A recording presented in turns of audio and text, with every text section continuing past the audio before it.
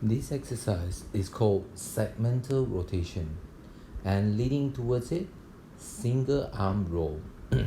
So rotation is a very important part of our life. Losing some part of our body into rotation means some other parts have to compensate. And the key part that you have to understand is we have to rotate over a central axis. So the spine has to be our center, and we're rotating our body around it. Otherwise, what you'll find yourself is you're leaning towards one side and you're compensating your rotation.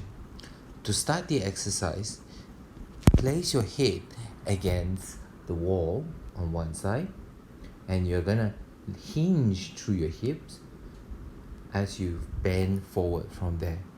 First, we'll start introducing the movement around our knees.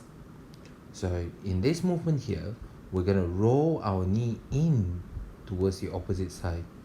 Notice there's minimal movement happening around the rest of my body. Okay?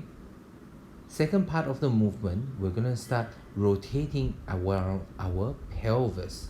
So pelvis is an important part of the movement, whereby if this is a center axis, I'm trying to encourage a movement that rotates like this. Okay, same thing. The center part of our body through there.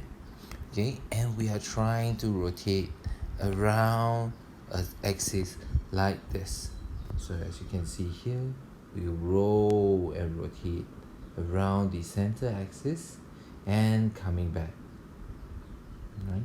So one of the few key things you will see in the mistake of this movement is you will have a little bit more shifting towards your spine, which makes you go a little bit more like that, okay, which makes the muscles here being a lot more overactive rather than utilizing the side obliques muscle groups. So that's one common thing that we see in the movement of your pelvis. The next thing we want to encourage is to start rolling our ribs. So again, center axis through our spine, okay? We'll roll through the center axis to our spine, and we're trying to encourage more movement rolling from the rib cage. Movement rolling from the rib cage.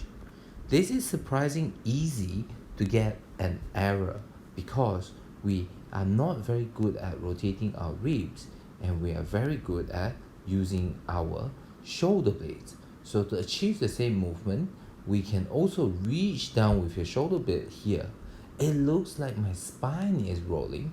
However, if I were to show you when my arms is down in this position, this is exactly what I just did.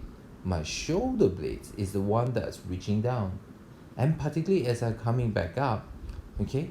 So a lot of people think I'm rotating through the ribs, but they are actually not. So that's a common mistake that we need to be looking out for. Finally, you can load this particular movement into with a little bit of weights, okay? So again, as we are learning the movement, we're not aiming to go heavy with the movement, okay? We're trying to get the quality of each individual segment. So on the left here, I'm gonna do a reaching down. On the right, I'm gonna try to roll the arm up.